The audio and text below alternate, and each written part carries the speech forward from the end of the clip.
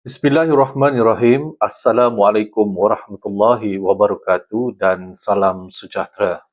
Terima kasih kepada pensyarah kami iaitu Berusaha Encik Zulhilmi Muhammad Fauzi.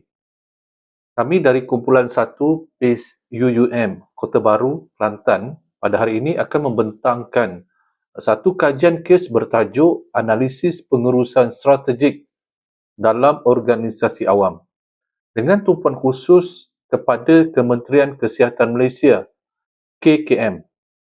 Saya Zulkifli Mat Akhir, nombor metrik 296526 yang akan memulakan pembentangan ini. Dan saya turut ditemani oleh rakan-rakan kumpulan saya iaitu Piah Kok Hai, Nur Azizat, Julia Osman, Nur Rahma dan Nur Dalila. Baik, bahagian pengenalan. Mari kita lihat pada pengenalan. Secara ringkasnya, pengurusan strategi ini adalah satu proses yang berterusan. Bermula dari merumus, melaksana, hinggalah kepada menilai keputusan untuk memastikan objektif organisasi ini tercapai. Mengapa ia semakin penting dalam sektor awam? Hari ini, sektor awam berhadapan dengan persekitaran yang sangat kompleks, ekspektasi rakyat yang semakin tinggi, serta kekangan kewangan. Oleh sebab itu, kami memilih KKM sebagai subjek kajian. Seperti yang kita tahu, ia merupakan kementerian persekutuan utama yang memikul tanggungjawab besar dalam merancang, melaksana dan menyelaras dasar serta kelangsungan perkhidmatan kesihatan di negara kita. Baik, slide yang ketiga, sejarah dan maklumat semasa. Mari kita imbas sedikit sejarah dan latar belakang KKM. Evolusi kesihatan negara kita sebenarnya bermula jauh sebelum merdeka, iaitu seawal tahun 1880 dengan pembinaan Hospital Taiping di Perak. Ia kemudian berkembang dengan penubuhan Institut Penyelidikan Perubatan IMR pada tahun 1900 dan Kolej Kejururawatan pertama di Pulau Pinang pada tahun 1947. Pasca merdeka, fokus mula beralih kepada kesihatan luar bandar dan aktiviti KKM yang kita kenali hari ini kekal sejak tahun 1963. Melihat kepada konteks hari ini, di bawah pimpinan yang berhormat Datuk Seri Dr. Zulkifli Ahmad, skala operasi KKM adalah sangat luas, sangat besar. KKM kini menguruskan 148 buah hospital dan institusi khas, di samping lebih 3,000 klinik kerajaan di seluruh negara. Sebagai gambaran, fasiliti-fasiliti ini menampung sehingga 2/3 daripada keseluruhan kes pesakit di Malaysia. Skala sebesar ini jelas menunjukkan betapa kritikalnya peranan pengurusan strategik di dalam KKM. Diserahkan kembali seterusnya kepada rakan saya untuk pembentangan yang seterusnya. Terima kasih. Okey, terima kasih Encik Zulkifli atas pembentangannya itu tadi. Nama saya Piah Kok Hai, nombor metrik 295905 dari UUM Cawangan Kota Baru Grup E. Okey, dalam slide yang nombor 4 ini saya ingin membincangkan mengenai visi KKM iaitu Kementerian Kesihatan Malaysia. Okey, Kementerian Kesihatan Malaysia iaitu KKM misinya ialah negara menggembleng tenaga ke arah kesihatan yang lebih baik. Okey, misinya menekankan 3 perkara dan pertama sekali adalah memudahkan rakyat untuk mencapai sesuatu potensi kesihatan. Okey, misi yang kedua adalah memastikan sistem kesihatan berkualiti tinggi dan juga cekap. Misi yang ketiga adalah menekankan sikap penyayang dan pelibatan masyarakat dalam KKM. Okey. Kita bincang pasal objektifnya pula. Salah satu objektifnya ialah membantu masyarakat untuk mencapai taraf kesihatan yang lebih produktif dengan memberi tumpuan kepada golongan yang kurang bernasib baik. Okey, dalam slide ini saya ingin membuat pembentangan mengenai fungsi organisasi KKM, Kementerian Kesihatan Malaysia. Okey, dalam KKM dia mempunyai 4 fungsi utama. Okey, fungsi yang pertama adalah penggubalan dasar dan juga perundangan kesihatan. Okey, fungsi yang kedua adalah penyediaan perkhidmatan perubatan yang lebih cekap. Okey, fungsi yang ketiga adalah pengawal seliaan amalan perubatan, farmasi dan juga keselamatan makanan. Okey, fungsi organisasi KKM yang keempat adalah pembangunan modal insan dan juga penyelidikan. Okey, dalam slide ini saya ingin membuat pembentangan mengenai isu-isu strategik di dalam KKM. Okey, walaupun Malaysia dia mencapai pencapaian kesihatan yang baik, tetapi sistem di Malaysia dia berdepan dengan beberapa isu strategik dalam jangka masa yang panjang. Okey, isu-isu strategik yang saya maksudkan adalah dia macam kertas putih kesihatan yang dibentangkan di Parlimen pada 13 Jun 2023, iaitu beban NCD, kekurangan tenaga kerja dan juga sistem dalam KKM yang tidak bersepadu dan kemampuan untuk pembiayaan bil-bil dalam hospital. Okey, isu strategik. Isu pertama ialah beban penyakit tidak berjangkit. Data NHMS 2003 menunjukkan prevalence diabetes 15.6%, hipertensi 29.2%, hyperkolesterolemia 33.3% dan obesiti 21.8%. Lebih membimbangkan, lebih 2 juta dewasa menghadapi sekurang-kurangnya 3 jenis NCD serentak. Ini memberi tekanan besar kepada fasiliti kesihatan awam. Okey, isu kedua ialah kekurangan tenaga kerja. Negara kekurangan kira-kira 11,000 doktor pakar, sementara 75% pakar berada di sektor swasta, walaupun sektor awam menampung 2/3 beban pesakit. Kesannya, kesesakan pesakit hampir 100 katil tidak dapat digunakan, kesenarai menunggu pembedahan memanjang dan masalah brain drain. Okey, isu ketiga ialah sistem awam dan swasta yang tidak bersepadu. Sumber, beban kerja dan data tidak berkongsi antara kedua-dua sektor. Ini menyebabkan kelewatan diagnosis, beban berlebihan kepada sektor awam dan menjejaskan kualiti perkhidmatan. Isu keempat ialah kemampanan, pembiayaan dan penuaan penduduk. Jangka hayat rakyat meningkat 72.5 tahun bagi lelaki dan 77.2 tahun bagi perempuan pada 2020. Dengan kos yang tinggi dan populasi menua, KKM memerlukan modal pembiayaan yang lebih mampan dan seksama. Seterusnya, Julia akan huraikan analisis persekitaran. Terima kasih sahabat saya Azizat, dan saya akan teruskan perbentangan dari kumpulan kami iaitu mengenai analisis persekitaran. Terlebih dahulu saya perkenalkan diri saya iaitu Julia binti Haji Osman dari kumpulan E, Grup Kota Baru, nombor matrik 295777. Okey, saya teruskan tanpa melengahkan masa, saya teruskan perbincangan kita mengenai analisis persekitaran. Analisis persekitaran terbahagi kepada dua, iaitu analisis persekitaran luaran dan analisis persekitaran dalaman. Di sini saya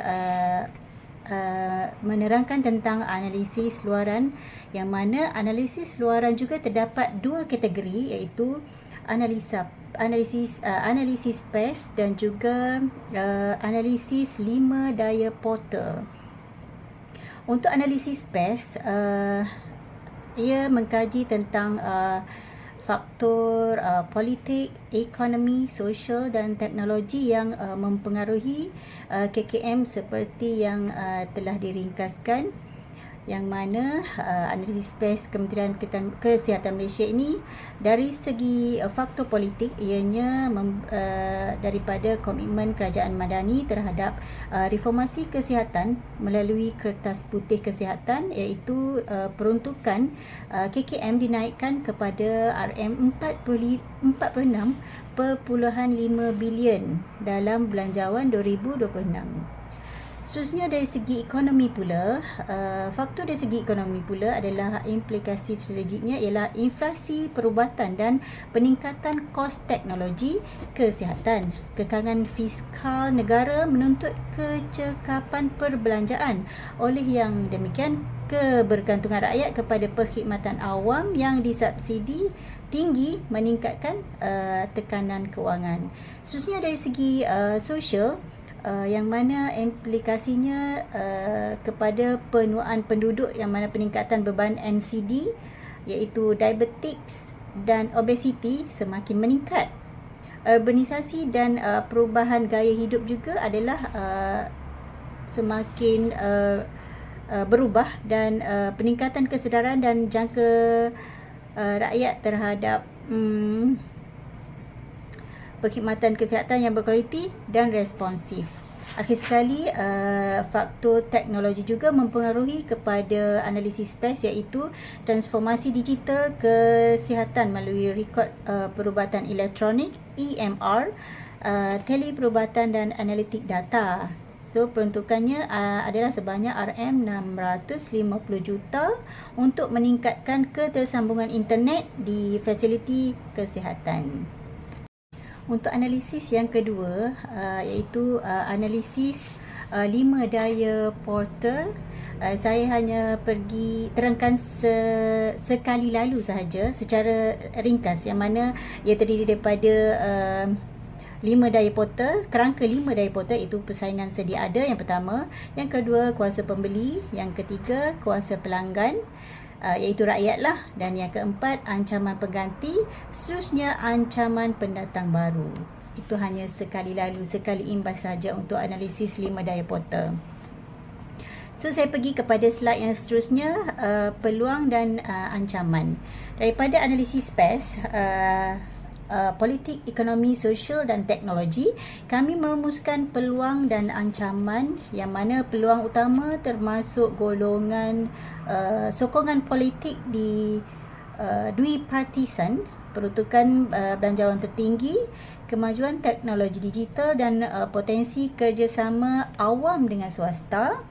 Ancaman pula ialah beban NCD yang semakin meningkat, brain drain pakar, kekangan fiskal serta penuaan penduduk seterusnya. Saya serahkan perbincangan ini kepada sahabat saya, iaitu Nur Akmal, yang mana akan menguraikan tentang analisis dalaman dan prestasi KKM. Sekian, terima kasih. Assalamualaikum warahmatullahi wabarakatuh.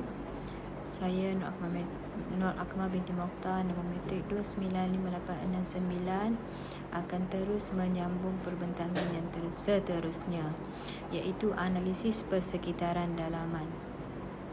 Analisis dalaman mengkaji 4 aspek fungsian. Aspek yang pertama iaitu pengurusan dan tadbir urus. Pengurusan dan tadbir urus adalah struktur tadbir urus mantap dengan pengalaman lebih 60 tahun.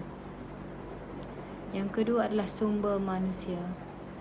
Tenaga besar dan terlatih, tetapi kekurangan kritikal pakar dan isu kontrak. Yang ketiga adalah keuangan, iaitu peruntukan besar sebagai kekuatan namun terhad oleh kekangan fiskal. Yang keempat adalah operasi. Rangkaian yang luas tetapi ada kesesakan dan peralatan yang lapuk. Yang keempat adalah kompetensi teras, iaitu kompetensi teras KKM ialah perkhidmatan komprehensif bersubsidi tinggi untuk semua rakyat. Okey, untuk kekuatan dan kelemahan, bagi kekuatan KKM adalah rangkaian fasiliti kesihatan yang luas dan menyeluruh. Tenaga kerja terlatih dan berpengalaman tadbir urus yang mantap. Peruntukan kerajaan yang besar dan disubsidikan dengan yang tinggi. Dan kepercayaan dan liputan rakyat yang sangat tinggi. Antara kelemahan KKM pula adalah kekurangan kritikal doktor pakar dan jururawat, kesesakan fasiliti dan peralatan perubatan yang lapuk, sistem maklumat dan data yang belum bersepadu sepenuhnya, dan peranan pengawal seliaan yang masih perlu diperkukuhkan. Okey, untuk pencapaian piagam pelanggan KKM, untuk menilai prestasi secara objektif, kami merujuk piagam pelanggan bagi tahun 2025. Iaitu jadual ini menunjukkan beberapa indikator melepasi sasaran seperti laporan perubatan dan perkhidmatan pergigian, manakala beberapa lagi belum mencapai sasaran seperti maklum balas aduan dan masa menunggu. Untuk analisis prestasi piagam pelanggan, kita ada 3, iaitu melepasi sasaran, belum mencapai sasaran dan prestasi cemerlang pemprosesan permohonan dan kelulusan. Untuk melepasi sasaran, kita ada laporan perubatan iaitu 93.02%, iaitu sasaran 85%. Perkhidmatan pergigian iaitu panggilan 74.25%, sasaran 70%. Kepuasan pergigian iaitu 67.40%, iaitu sasaran 50%. Menunjukkan keberkesanan KKM dalam fungsi pentadbiran dan perkhidmatan pergigian. Untuk belum mencapai sasaran iaitu maklum balas aduan iaitu 97.08%, iaitu sasaran 100%. Masa menunggu pegawai perubatan iaitu 89.81%, iaitu sasaran 90%. Pendisiplinan preskripsi iaitu 93.51%, iaitu sasaran 95%. Mencerminkan tekanan beban kerja dan kekangan tenaga kerja yang dibincangkan dalam bahagian isu-isu tadi. Seterusnya itu prestasi cemerlang iaitu pemprosesan permohonan dan kelulusan. Kebanyakan indikator mencapai 100% termasuk pemprosesan sijil pendaftaran ahli farmasi, sijil pendaftaran jururawat, pengisytiharan keputusan peperiksaan lembaga jururawat dan lembaga bidan Malaysia. Ini mencerminkan kekuatan KKM dalam fungsi mengawal seliaan dan pentadbiran yang berstruktur. Kesimpulannya adalah jurang prestasi menyokong keperluan strategik penambahbaikan, khususnya penambah tenaga kerja dan penambahbaikan proses operasi. Seterusnya saya akan serahkan kepada Puan Dalila untuk membentangkan slide yang seterusnya. Assalamualaikum warahmatullahi wabarakatuh dan selamat pagi kepada Dr. Zuhilmi dan rakan sekalian. Terima kasih kepada rakan Nok Kemar bagi pembentangan sebentar tadi. Saya Nur Dalila binti Salahuddin, nombor ID matrik 296501. Berdasarkan analisis tadi, kami menggunakan matrik tools untuk menjana strategi.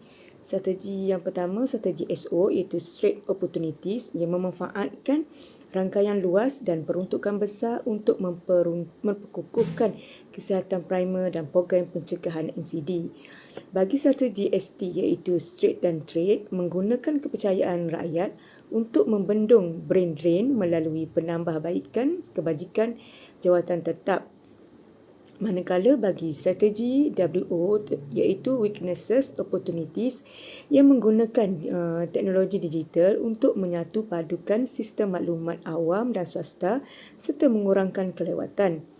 Dan akhir sekali strategi WT iaitu Weaknesses Trick dengan mengatasi kekurangan tenaga kerja dan kekangan fiskal melalui kerjasama awam swasta dan pembiayaan mampan. Okey, slide seterusnya iaitu cadangan strategi. Seterusnya daripada tools, terdapat 5 cadangan strategi yang kumpulan kami syorkan, iaitu yang pertama, memperkukuhkan penjagaan primer dan pencegahan NCD dengan mengalih tumpuan daripada kuratif kepada preventif, memperluaskan doktor keluarga, memperbanyakkan saringan percuma dan kempen gaya hidup sihat. Kedua, mengukuhkan pengakalan tenaga kerja melalui jawatan tetap dengan mempercepatkan jawatan tetap kepada 4,500 doktor kontrak dan 935 jururawat seperti dalam Belanjawan 2026. Yang ketiga, mempercepatkan transformasi digital kesihatan dengan pelaksanaan EMR iaitu Electronic Medical Record menyertapadukan sistem maklumat awam swasta memanfaatkan 650 juta peruntukan ketersambungan internet. Keempat, memperkukuhkan kerjasama awam swasta dengan perkongsian sumber dan kepakaran berstruktur, mengurangkan beban fasiliti awam dan memendekkan senarai menunggu ketika pembedahan. Manakala yang kelima, reformasikan model pembiayaan kesihatan yang mampan dengan menerokai mekanisme pembiayaan alternatif dan mengekalkan prinsip akses saksama serta tidak membebankan rakyat. Semua ini selari dengan Kertas Putih Kesihatan yang dikeluarkan pada tahun 2023 hingga 2036 iaitu Pelan Reformasi Sistem Kesihatan Malaysia dalam tempoh 15 tahun ke hadapan. Sebagai kesimpulan, pengurusan strategik ialah satu keperluan, bukan pilihan bagi KKM dalam menghadapi persekitaran yang semakin mencabar. Kami telah mengenal pasti 4 isu strategi utama iaitu peningkatan beban NCD, kekurangan tenaga kerja kesihatan, sistem awam swasta tidak bersepadu serta cabaran kemampanan pembiayaan dan penuaan penduduk. Kami merumuskan 5 cadangan strategi bagi menanganinya dengan memperkukuhkan penjagaan primer serta pencegahan NCD, memperkukuhkan pengekalan tenaga kerja, mempercepatkan transformasi digital, memperkukuhkan kerjasama antara sektor awam dan swasta, serta reformasi pembiayaan kesihatan yang mampan.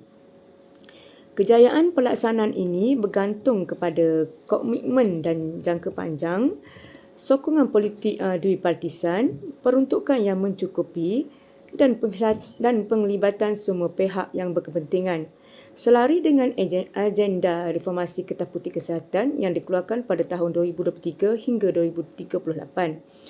Dan menyokong visi KKM untuk menggembeling tenaga negara ke arah kesihatan yang lebih baik. Sebagai penutupnya, sekian pembentangan daripada kumpulan kami.